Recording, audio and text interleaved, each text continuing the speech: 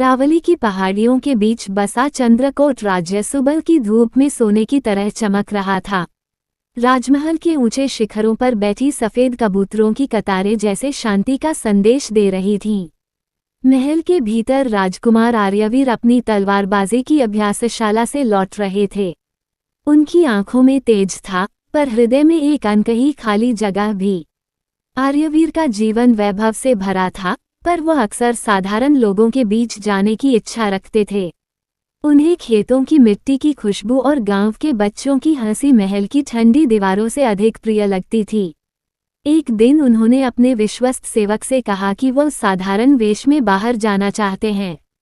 सूरज ढलने से पहले वह अकेले ही घोड़े पर सवार होकर महल से निकल पड़े।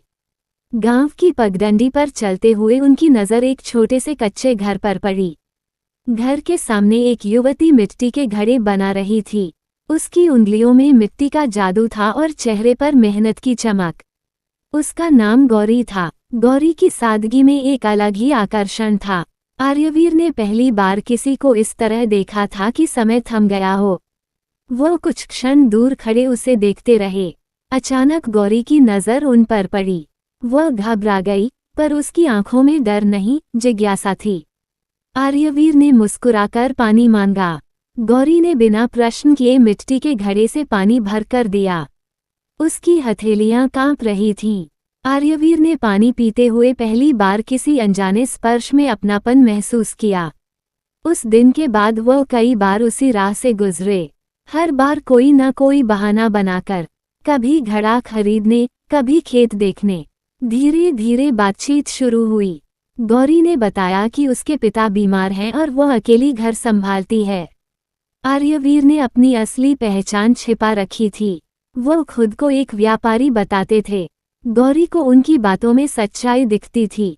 वो उनके साथ हंसती, कभी रूठती, कभी अपने सपने सुनाती। दिन बीतते गए, दोनों के बीच एक अनकहा बंधन बन गया। आर्यवीर के लिए वह मिट्टी की खुशबू बन गई थी, गौरी के लिए वो उम्मीद का आसमान। एक शाम जब बारिश हो रही थी, आर्यवीर उसी कच्चे घर में फंस गए। बिजली की चमक में दोनों की आंखें मिलीं। गौरी ने धीरे से पूछा, क्या आप सच में व्यापारी हैं? आर्यवीर चुप रहे। उनकी चुप्पी में सच्चाई थी। उन्होंने स्वीकार किया कि वो राजमहल से जुड़े हैं। गौरी सन रह गई, पर उसके चेहरे पर न लालच था, न भय, सिर्फ एक दर्द। वह बोली, हमारे रास्ते अलग हैं। आर्यवीर ने पहली बार महसूस किया कि प्रेम वर्ग नहीं देखता। उस रात उन्होंने वचन लिया कि वो गौरी से विवाह करेंगे, पर भाग्य को कुछ और मंजूर था। महल में कुछ लोगों को राजकुमार का गांव जाना पसंद नहीं था। उनकी खुशी किसी की आंखों में चुभ रही थी। एक अमावस्या की रात, जब आर्यवीर फिर से गौरी से मिलने जा रहे थे, रास्ते में उन पर हमला हुआ। घना जंगल, तेज हवा और अंधेरा, तलवारों की चमक में विश्वासघात छिपा था।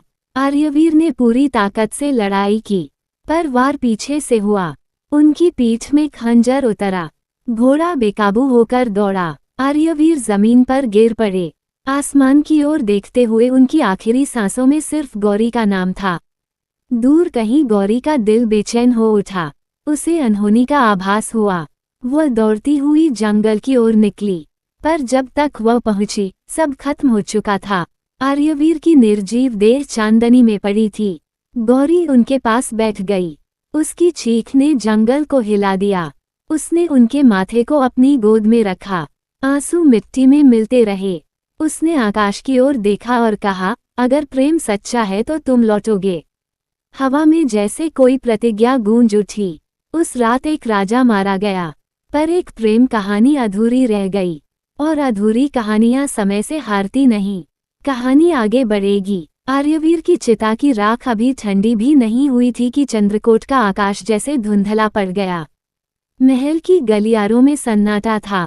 गांव की पगडंडियों पर कदमों की आहट कम हो गई थी, पर सबसे गहरा सन्नाटा गौरी के भीतर था।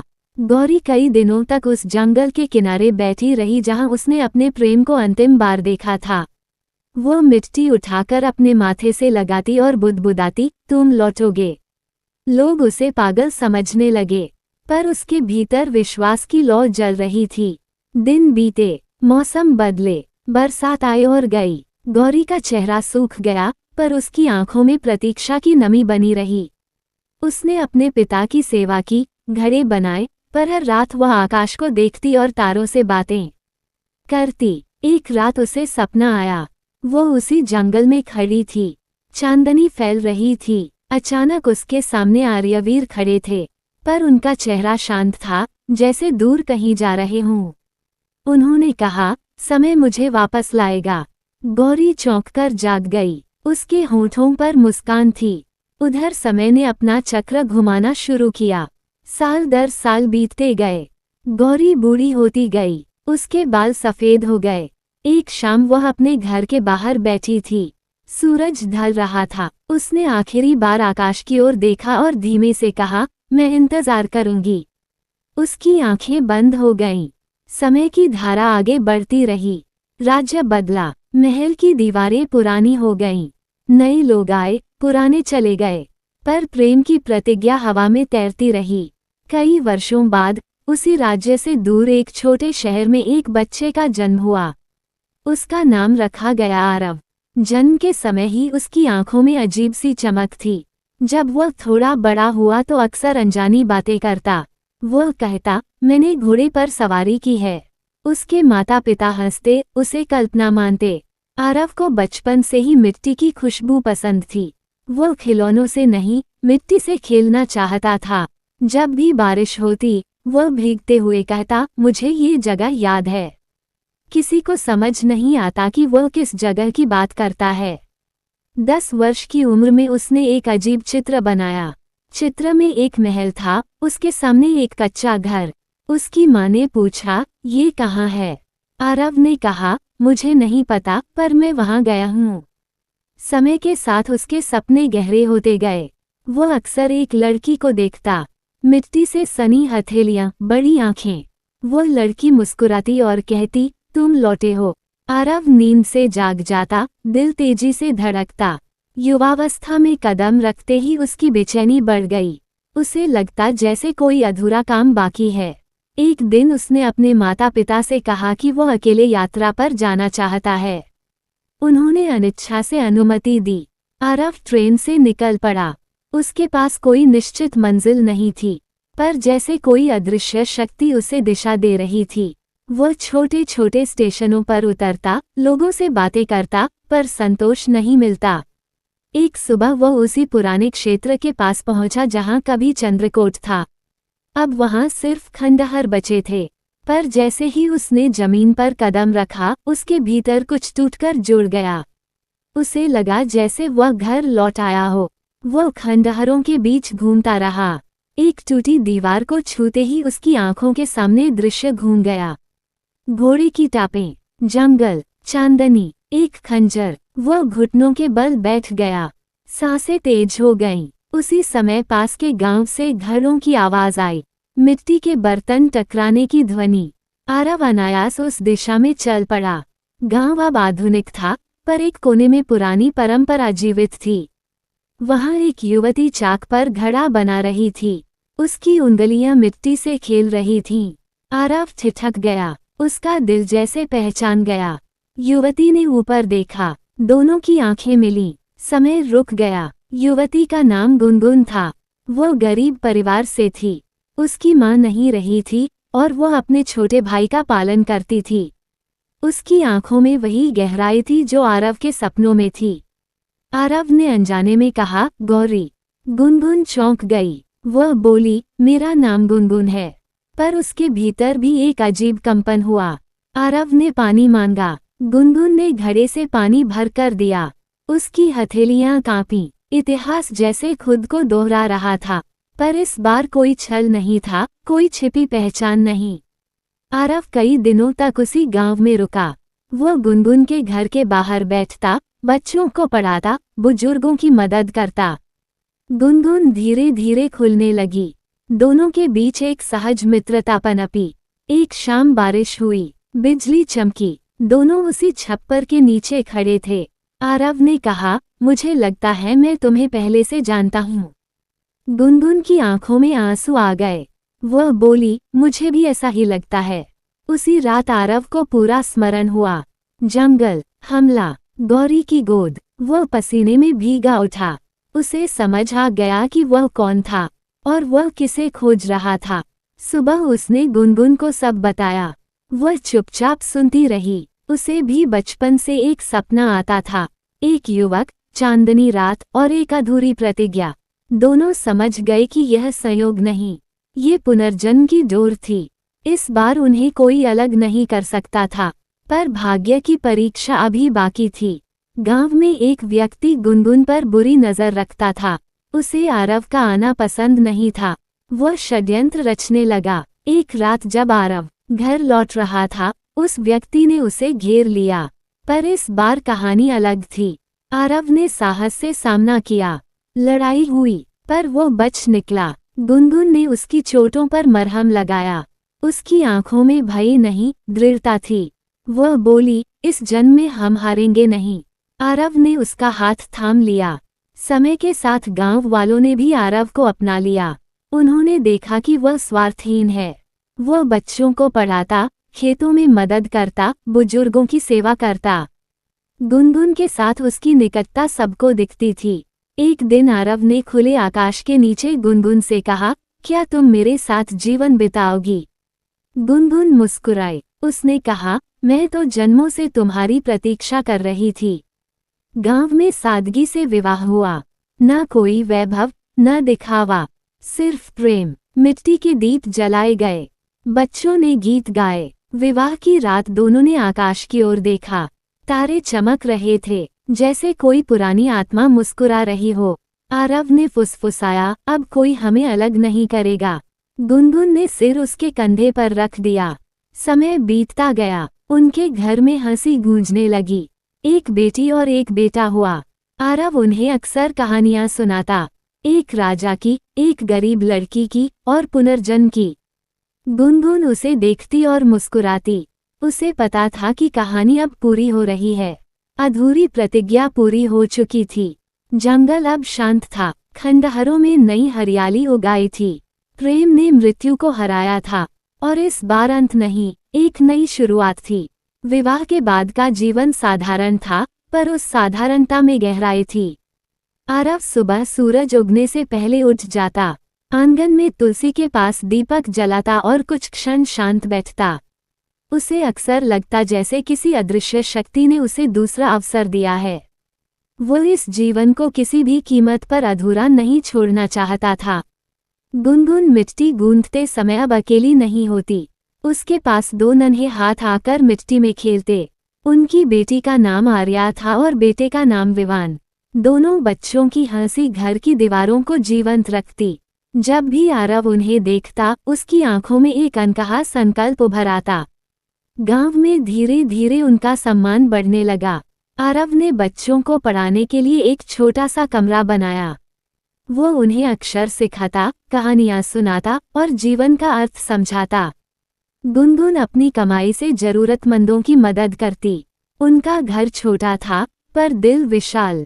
एक दिन आरव को फिर वही जंगल देखने की इच्छा हुई। वो अकेला वहां गया। पेड़ अब घने हो चुके थे। उसी जगह खड़ा हुआ जहां कभी उसके पिछले जीवन का अंत हुआ था। उसने आंखें बंद की। उसे लगा जैसे कोई बोझ अब पूरी तरह उतर गया हो। वो समझ गया था कि मृत्यु अंत नहीं, परिवर्तन है। उसने मिट्टी उठाकर माथे से लगाई और धीमे से कहा, धन्यवाद। वह लौट आया, पर इस बार उसके कदमों में शांति थी। समय आगे बढ़ा। आर्या अब 10 वर्ष की हो चुकी थी। उसकी आंखों में जिज्ञासा थी। एक रात उसने पूछा, पिताजी, क्या सच में लोग दोबारा जन्म लेते हैं? आरव मुस्कुराया। उसने कहा, जब प्रेम अधूरा रह जाता है तो आत्मा रास्ता ढूंढ लेती है। गुनगुन ने उसे देखा। उनकी आंखों में पुरानी यादों की चमक थी। विवान ने मासूमियत से कहा, तो क्या आप पहले भी मेरे पिताजी थे? आरव ने उसे गोद में उठाया। उसने उत्तर दिया, शायद मैं हमेशा तुम्हारा ही था। गांव में एक बड़ा उत्सव आने वाला था। फसल अच्छी हुई थी। सबने मिलकर तय किया कि इस बार उत्सव भव्य होगा। आरव और गुनगुन ने भी अपनी ओर से योगदान दिया। उन्होंने मिट्टी के सैकड़ों दीप बनाए। उत्सव की रात पूरा गांव रोशनी से जगमगा उठा।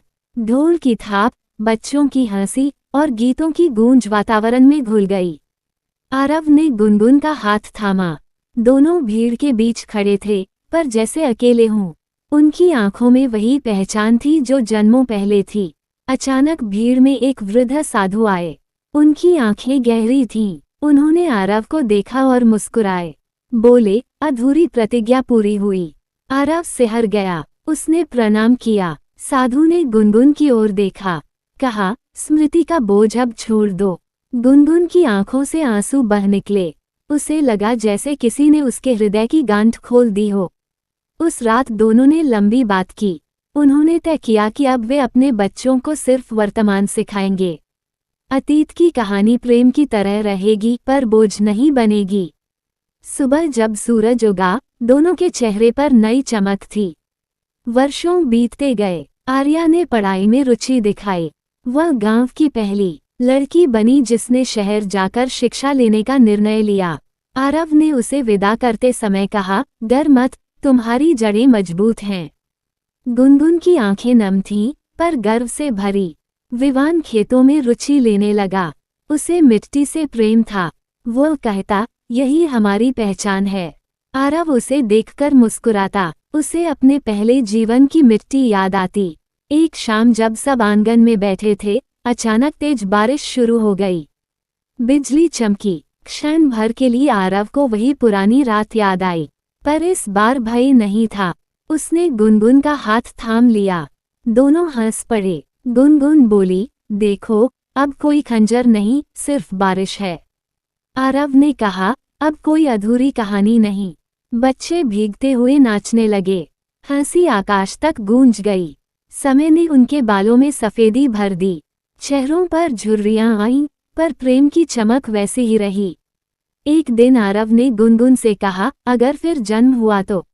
गुनगुन ने मुस्कुराकर उत्तर दिया, तब भी मिट्टी ही हमें मिलाएगी। उन्होंने अपने जीवन में किसी वैभव की इच्छा नहीं की। उनकी सबसे बड़ी संपत्ति उनका परिवार था। आर्या पढ़ाई पूरी कर गांव लौटी। उसने बच्चों के लिए एक विद्यालय खोला। विवान ने खेती को नई तकनीकों से जोड़ा। गांव समृद्ध होने लगा। लोग कहते, इस परिवार में कोई विशेष बात है, पर उन्हें क्या पता था कि यह विशेषता प्रेम की निरंतरता है, जो मृत्यु से भी नहीं टूटी। एक दिन वही वृद्ध साधु फिर आए। इस बार उन्होंने कहा, अब तुम्हारी आत्माएं शांत हैं। आरव और गुनगुन ने एक दूसरे की ओर देखा। उनकी आंखों में संतोष था। रात को दोनों आंगन में लेटे थे। तारे साफ दिखाई दे रहे थे। आरव ने कहा, मैं अब निडर हूँ। गुनगुन ने उसका हाथ दबाया। कहा, क्योंकि हमने प्रेम को जी लिया। धीरे धीरे समय ने अपनी अंतिम रेखा खींची। पहले आरव की सांसें धीमी हुईं। गुनगुन उसके पास बैठी रही। उसने कहा, इस बार जल्दी आना। आरव मुस्कुराया और आंखें बंद कर लीं। कुछ महीनों बाद गुनगुन भी शांत हो गई। गांव वालों ने दोनों को साथ विदा किया। आकाश साफ था, हवा में शांति थी, पर कहानी यहाँ समाप्त नहीं हुई, क्योंकि उनके बच्चे, उनका प्रेम और उनकी स्मृतियां जीवित थीं। आर्या और विवान ने अपने माता पिता की कहानी आगे सुनाई, पर अब वह दुख की नहीं, विजय की कहानी थी। गांव के बच्चे जब भी बारिश में भीगते, कोई ना कोई कहता, देखो, प्रेम फिर मुस्कुरा रहा है। और कहीं दूर, किसी नए समय में, शायद दो आत्माएं फिर मिलने की तैयारी कर रही थीं। पर इस बार उन्हें अधूरा नहीं रहना था, क्योंकि उन्होंने सीख लिया था कि सच्चा प्रेम समय से बड़ा होता है, और जो प्रेम जन्मों से चलता है, वह अंत में हमेशा सुख पाता है। आर्या और विवान ने अपने माता पिता की स्मृतियों को केवल कहानी बनाकर नहीं रखा, बल्कि उन्हें जीवन का मार्ग बना लिया। गांव के बीचों बीच जो छोटा सा घर था, वह अब सीखने और प्रेम का केंद्र बन चुका था।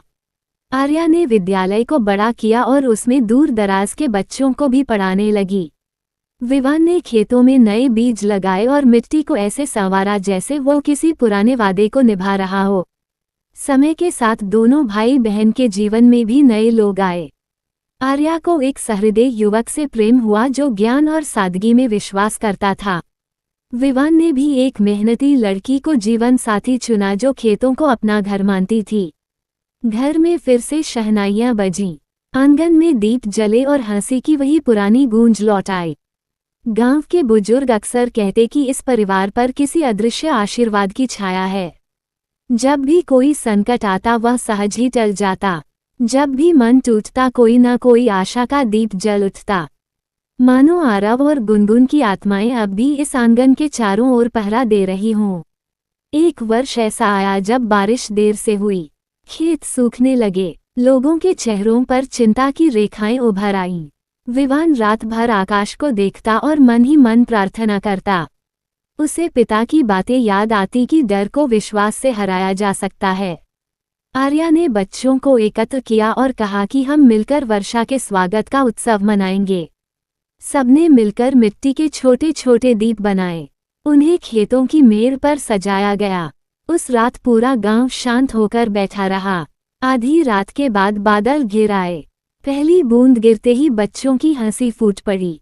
विवान की आंखों से आंसू बह निकले। उसे लगा जैसे किसी ने उसके कंधे पर हाथ रखकर कहा हो कि धैर्य रखो। बरसात ने खेतों को फिर से हरा कर दिया। फसल लहलहाने लगी। गांव में समृद्धि लौट आई। लोगों ने उस वर्ष को यादगार मानकर एक नया पर्व शुरू किया जिसका नाम रखा गया मिलन उत्सव। मिलन उत्सव केवल फसल का नहीं बल्कि रिश्तों का पर्व था। उस दिन हर कोई अपने पुराने गिले शिकवे भूल जाता। आंगन में गीत गाए जाते और प्रेम की कहानियां सुनाई जाती। सबसे अंत में आरव और गुनगुन की कथा सुनाई जाती जो अब गांव की आत्मा बन चुकी थी। साल दर साल ये परंपरा गहरी होती गई। नई पीढ़ी ने भी इसे अपनाया। आर्या के बच्चे और विवान के बच्चे मिलकर मंच सजाते। वे अपने नाना नानी की तस्वीर के आगे दीप जलाते। उनकी आंखों में श्रद्धा नहीं बल्कि अपनापन होता। समय फिर आगे बढ़ा। आर्या वृद्धा होने लगी। विवान के बाल भी सफेद हो गए। एक शाम दोनों भाई बहन उसी आंगन में बैठे थे जहां कभी उनके माता पिता बैठा करते थे। हवा में वही मिट्टी की खुशबू थी। आर्या ने धीमे से कहा कि क्या तुम्हें कभी महसूस होता है कि वे पास हैं? विवान मुस्कुराया और बोला कि जब भी बारिश होती है मुझे लगता है पिता खेतों में चल रहे हैं। दोनों हंस पड़े। उनकी हंसी में शांति थी। कुछ वर्षों बाद आर्या ने अंतिम सांस ली। उसके चेहरे पर संतोष था। विवान ने उसकी विदाई उसी आंगन से की जहां उन्होंने बचपन बिताया था। गांव के लोग मौन खड़े रहे। धीरे धीरे विवान भी थकने लगा। उसने अपने बच्चों को खेत सौंप दिए। एक रात वो खुले आकाश के नीचे लेटा था। तारे चमक रहे थे। उसे लगा जैसे कोई पुराना गीत हवा में तैर रहा है। उसने आंखें बंद की और मन ही मन कहा कि अगर पुनर्जन्म सच है तो मैं फिर इसी मिट्टी में आना चाहूंगा। उसकी सांसें शांत हो गईं। गांव में फिर एक युग समाप्त हुआ, पर जीवन की धारा नहीं रुकी। नई पीढ़ी ने जिम्मेदारी संभाली। विद्यालय और खेत दोनों फलते फूलते रहे। मिलन उत्सव हर वर्ष और भव्य होता गया। एक दिन विद्यालय में पढ़ने वाली एक छोटी लड़की ने अपनी शिक्षिका से पूछा कि क्या प्रेम सच में जन्मों तक रहता है। शिक्षिका मुस्कुराए और बोली कि अगर प्रेम स्वार्थ से मुक्त हो तो वह समय से भी बड़ा हो जाता है। लड़की ने कहा कि उसे अक्सर सपना आता है जिसमें वह बारिश में किसी के साथ हंस रही होती है। शिक्षिका ने उसकी आंखों में चमक देखी। उसे वर्षों पहले की कथा याद आ गई। उसने मन ही मन सोचा कि शायद आत्माएं फिर कोई नई कहानी बुन रही हैं। पर उसने कुछ कहा नहीं। गांव में अब बिजली थी, सड़कें थीं, नए घर थे, पर उस पुराने आंगन की मिट्टी अब भी वैसी ही थी। वहां हर शाम कोई न कोई दीप जलाता। वहां बैठकर लोग अपने दिल की बातें करते। कभी कभी कोई राहगीर वहां रुक जाता और पूछता कि इस घर में ऐसा क्या है। गांव वाले मुस्कुराकर कहते कि यहाँ प्रेम ने मृत्यु को हराया था। राहगीर समझ नहीं पाता पर उसे शांति महसूस होती। बरसों बाद जब एक और पीढ़ी जवान हुई तो उन्होंने उस आंगन को स्मृति स्थल बना दिया। पर वह स्मृति पत्थर की नहीं थी, वह जीवित थी। हर वर्ष वहां बच्चों की हंसी गूंजती और नए सपने जन्म लेते। कहानी अब किसी एक व्यक्ति की नहीं रही थी, वह पूरे गांव की बन चुकी थी। हर नवविवाहित जोड़ा उस आंगन में आकर प्रण लेता कि वे प्रेम को कभी अधूरा नहीं छोड़ेंगे। हर बच्चा वहां खेलते हुए ये सीखता कि डर से बड़ा विश्वास होता है। और जब भी अमावस्या की रात आती और चांद छिप जाता तो भी किसी को भय नहीं होता, क्योंकि सब जानते थे कि अंधेरा स्थायी नहीं, किसी न किसी को लौटना होता है। मिट्टी अब भी वही थी, बारिश अब भी वही थी, पर इस बार कोई अधूरी प्रतिज्ञा नहीं थी, सिर्फ एक विरासत थी जो पीढ़ी दर पीढ़ी बहती रही। कहानी आगे भी चलती रहेगी, क्योंकि प्रेम का अंत नहीं होता, वो रूप बदलता है, वो समय से गुजरता है, पर अंत में वो हमेशा मुस्कुराता है। कहानी आगे जारी रहेगी।